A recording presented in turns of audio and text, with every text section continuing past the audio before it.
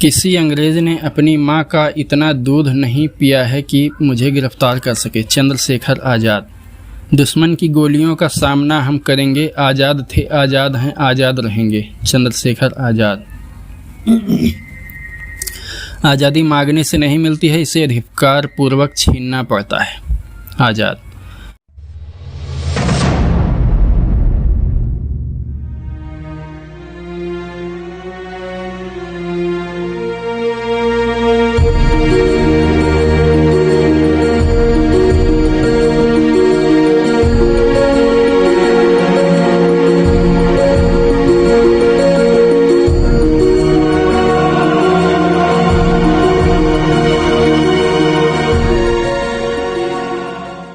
आज़ाद का जन्म 1906 में मध्य प्रदेश के अलीराजपुर भानवाड़ा गांव में हुआ था। बचपन से ही वे निडर और बहुत बहादुर थे। बचपन में ही उन्हें तीरंदाजी का शौक था और वे अचूक निशाना लगाते थे। बचपन में ही एक बार वे भागकर एक व्यापारी के साथ मुंबई जा पहुंचे। वहां कुछ दिन इधर उधर काम करने के बाद वे वाराणसी जा पहुंचे और संस्कृत विद्यालय में अध्ययन करने लगे। वहाँ एक दिन वे आज़ादी के लिए निकलने वाले जुलूस में सम्मिलित हुए और उन्हें गिरफ्तार करके अदालत ले जाया गया। जज ने उनसे नाम और पता पूछा तो उन्होंने अपना नाम आज़ाद, पिता का नाम स्वतंत्रता और जेल को अपना घर बताया। जज ने उन्हें बेंतों से पिटाई की सज़ा सुनाई। हर मार के बाद उनके मुंह से भारत माता की जय का नारा निकलता था। इसके बाद उन्हें छोड़ दिया गया। इससे क्रांतिकारियों में उनकी ख्याति फैल गई और वे क्रांतिकारियों से जुड़ गए। इसके बाद एक सार्वजनिक सभा में भाषण देते हुए उन्होंने कहा, अब कोई अंग्रेज मुझे पकड़ नहीं सकेगा, मैं आज़ाद हूँ और सदैव आज़ाद रहूँगा। इसके बाद उनका नाम आज़ाद पड़ गया। एक दिन उनके संगठन ने पुलिस कोतवाली में एक क्रांतिकारी पोस्टर चिपकाने की योजना बनाई, पर इसे करने को कोई तैयार नहीं हुआ। तब आज़ाद ने यह करने का बीड़ा उठाया और पोस्टर को गोंद से अपनी पीठ पर चिपकाकर कोतवाली गए और सबके सामने दीवार से पीठ टिकाकर पोस्टर चिपका दिया। फिर मौका देखकर चुपचाप चले गए। कोतवाली में हड़कंप मच गया, पर कोई जान न सका कि यह कब और किसने किया।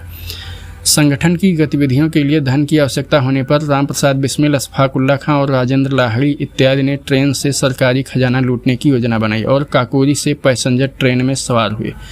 स्टेशन से कुछ दूर आगे बढ़ते ही जंजीर खींचकर ट्रेन को रोका और उसमें जा रहा खजाना लूट लिया। इस घटना के महीने भर बाद आज़ाद के अलावा सभी पकड़े गए और सबको अंग्रेजी सरकार ने फांसी की सज़ा सुनाई। इसके बाद आज़ाद झांसी के पास एक गांव धीमारपुर में एक हनुमान मंदिर में सन्यासी के रूप में रहने लगे। गांव के मुखिया ने उनसे पाठशाला में बच्चों को पढ़ाने के लिए कहा, जिसे उन्होंने स्वीकार कर लिया। एक दिन मंदिर पर पुलिस का सिपाही उनसे आज़ाद के संदेह में पूछताछ करने आया, जिसे उन्होंने अपनी ओजस्वी वाणी से भयभीत कर भगा दिया। उस गांव में रहते हुए आज़ाद अपने क्रांतिकारी साथियों को ओरछा के गहन जंगलों में शिक्षण भी देते रहे। फिर वह धीमारपुर से झांसी चले आए और वहां पर हरिशंकर के नाम से एक गाड़ी की दुकान में गाड़ियां बनाने और चलाने की नौकरी करने लगे।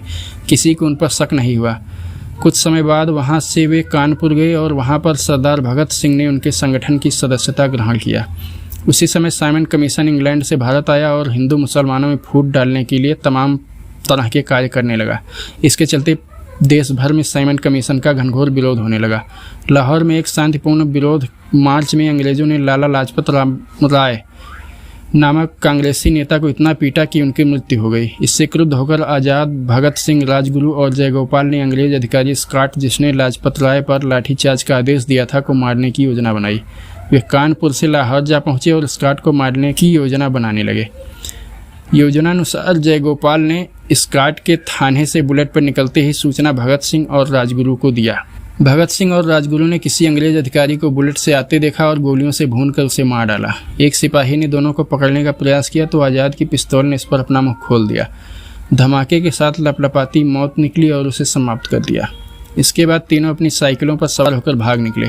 बाद में उन्हें पता चला कि उन्होंने स्कॉट के बजाय सैंडर्स को मार डाला है, लेकिन उन्हें संतोष था क्योंकि लाला लाजपत राय पर लाठीचार्ज करने वाली टीम में वह भी शामिल था।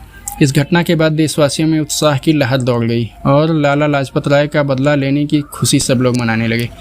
इसके बाद जब वहां धरपकड़ होने लगी तो भगत सिंह और राजगुरु वहां से वेश बदलकर कलकत्ता चले गए। भगत सिंह वहां पर जतिन दास नामक क्रांतिकारी से मिले और उनकी मदद से आगरा में बम बनाने की फैक्ट्री संचालित करने लगे। इसके बाद भगत सिंह और राजगुरु ने अदालत में बम फेंककर साम्राज्यवाद का नाश हो और भारत माता की जय के नारे लगाए। उन्हें गिरफ्तार कर लिया गया। आज़ाद ने उनसे कहा कि वे उन्हें सुरक्षित निकाल लेंगे, पर भगत सिंह और राजगुरु ने आत्म बलिदान देने का निर्णय लिया था और कहा कि इससे बहुत से युवाओं को प्रेरणा मिलेगी। इसके बाद आज़ाद ने वायसराय इरविन को मारने के लिए ट्रेन में बम रखा, पर समय के हेरफेर के कारण वह बच गया। इसके बाद आज़ाद कानपुर और दिल्ली में बम बनाने की फैक्ट्री का संचालन करते रहे। इसी बीच भगत सिंह को मृत्युदंड दिया गया। 23 मार्च 1931 को भगत सिंह को फांसी दी गई थी। इसके बाद आज़ाद ने अपना मुख्यालय इलाहाबाद में स्थानांतरित कर लिया और वहां से क्रांतिकारी गतिविधियों का संचालन करने लगे, लेकिन उनके दल में से कुछ लोग अंग्रेजों से मिल गए। 27 फरवरी 1931 को जब आज़ाद अपने मित्र सुखदेव राज के साथ मूर कॉलेज से अल्फ्रेड पार्क से होकर जा रहे थे, किसी भीतरघाती गद्दार ने पुलिस को सूचना दे दी। तत्काल 4 जीपों सहित लगभग 100 पुलिस वालों ने पार्क को घेर लिया और आज़ाद पर फायरिंग करने लगे। घंटा भर गोलीबारी होती रही। आज़ाद ने अपने अचूक निशाने से बहुतों को नरक का रास्ता दिखाया, लेकिन शीघ्र ही उनके पास गोलियां समाप्त हो गईं।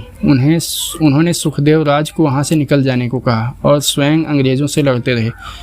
तभी उनके दाहिने हाथ में गोली लग गई। तब उन्होंने अपने बाएं हाथ से दुश्मनों पर फायरिंग करके अंग्रेजों को भी अपनी प्रशंसा करने पर विवश कर दिया। जब उनके पास सिर्फ एक गोली बची तो उन्होंने कनपटी से पिस्तौल सटाकर भारत माँ के चरणों में अपना प्राणोत्सर्ग कर दिया। उनकी वीरगति के बाद भी भयभीत अंग्रेज घंटों उनके पास जाने से डरते रहे और उनके मृत शरीर पर हजारों गोलियां दागकर सुनिश्चित किया कि वे मर चुके हैं। वाकई उस समय उनकी उम्र मात्र 25 वर्ष थी। इस तरह से एक अध्याय का अंत हुआ। हाँ, आज़ाद अंग्रेज़ों के लिए मर चुके थे, पर वे हमारे हृदय में सदैव जीवित रहेंगे। वे सदैव आज़ाद थे और आज़ाद ही रहे। इस घटना के लगभग 16 वर्षों बाद देश आज़ाद हुआ, लेकिन भारत ने अपना सबसे तेजस्वी पुत्र को खो दिया था। जय हिंद, वंदे मातरम।